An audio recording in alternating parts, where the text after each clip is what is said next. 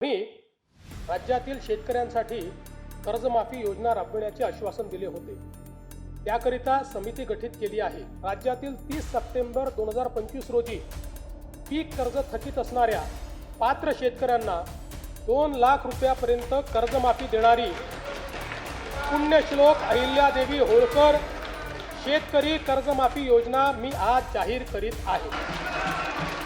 अर्थसंकल्पीय अधिवेशनात 2 लाख रुपयांपर्यंत पीक कर्ज माफ करण्याची घोषणा झाल्यानं शेतकरी सुखावलेत। मात्र कोणतीही सुस्पष्टता नसल्यानं नेमकं किती शेतकरी पात्र ठरणार याबाबत संदिग्धताच आहे। दुसरीकडे जिल्हा मध्यवर्ती बँकेचे अधिकारीही गोंधळले आहेत। विधानसभेच्या निवडणुकीचा प्रचार करताना महायुतीनं शेतकऱ्यांचा 7/12 कोरा करण्याचं आश्वासन दिलं होतं।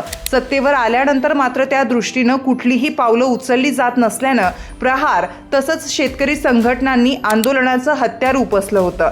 तर याच आश्वासनांमुळे जिल्हा बँकेच्या वसुलीवरही परिणाम झाला होता।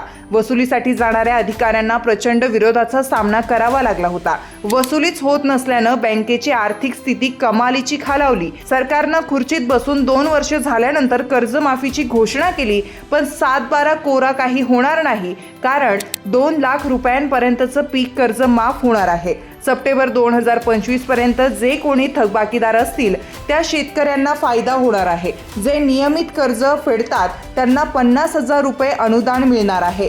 जिल्हा बँकेचं 56,000 शेतकऱ्यांकडे 953 कोटी मुद्दल आणि 1300 कोटी रुपये व्याज थकलंय। कर्जमाफीसाठी नेमकी किती शेतकरी पात्र ठरतील याची आकडेवारी जिल्हा बँकेकडे सध्या तरी उपलब्ध नाहीये। तरीही 32,811 खाते संख्येतून फार झाले तर 250 कोटी रुपये कर्जमाफीच्या रूपानं या बँकेला मिळू शकतात असा अंदाज आहे। घोषणा झाली पण स्पष्ट मार्गदर्शक सूचना नसल्यानं गोंधळाचं वातावरण आहे।